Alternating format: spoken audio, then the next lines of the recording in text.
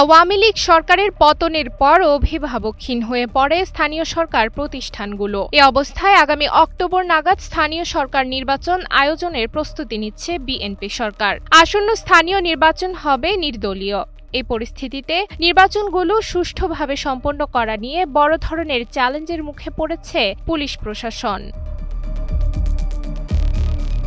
স্থানীয় নির্বাচনকে ঘিরে মাঠ পর্যায়ের আইনশৃঙ্খলা পরিস্থিতি সম্পূর্ণ নিয়ন্ত্রণে রাখতে বিশেষ পরিকল্পনা সাজাচ্ছে পুলিশ সদর দপ্তর। এ নিয়ে গত মঙ্গলবার নির্বাচন কমিশনের বিশেষ বৈঠকে আলোচনা হয়েছে। বৈঠকে বেশ কিছু সিদ্ধান্ত হয়েছে, যার মধ্যে আওয়ামী লীগের ব্যানারে যাতে কেউ নির্বাচন করতে না পারেন সেটি বিশেষ নজরদারি করতে হবে। সংসদ নির্বাচনে অংশ নিতে পারেনি কার্যক্রম নিষিদ্ধ দল আওয়ামী লীগ। তবে স্থানীয় সরকার নির্বাচনে দলটির স্থানীয় নেতারা অংশ নিতে পারেন বলে জোর আলোচনা আছে, যা পুলিশের জন্য সবচেয়ে বড় ঝুঁকি হিসেবে দেখা দিয়েছে।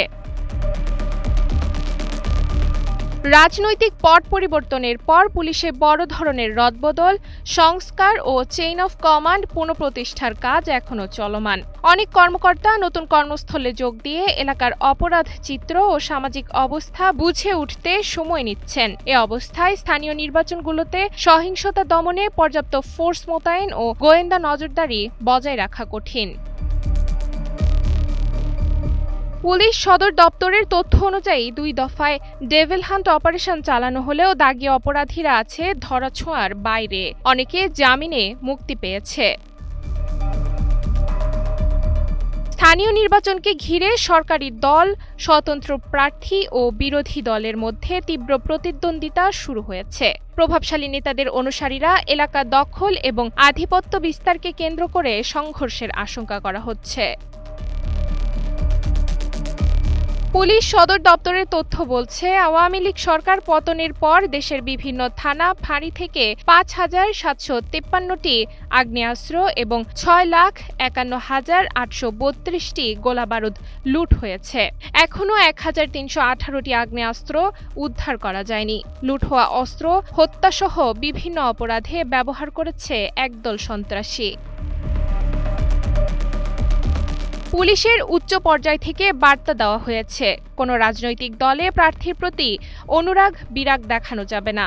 অতীতে পুলিশের বিরুদ্ধে যে দলকানা তকমা ছিল তা থেকে বের হয়ে আসার এটাই উপযুক্ত সুযোগ। পক্ষপাতিত্বের অভিযোগ প্রমাণিত হলে তাৎক্ষণিক বরখাস্ত ও বিভাগীয় ব্যবস্থার হুঁশিয়ারি দেওয়া হয়েছে। পুলিশ সদর দপ্তরের অতিরিক্ত মহাপরিদর্শক খন্দকার রফিকুল ইসলাম জানান, স্থানীয় সরকার নির্বাচন সুষ্ঠুভাবে সম্পন্ন করতে সব ধরনের প্রস্তুতি নেওয়া হচ্ছে। পুলিশের সবকটি ইউনিটকে বেশ কিছু নির্দেশনা দেওয়া হয়েছে। তফসিল ঘোষণা হলে বিশেষ অভিযানও চালানো হবে। ডেস্ক রিপোর্ট, সময়ের আলো।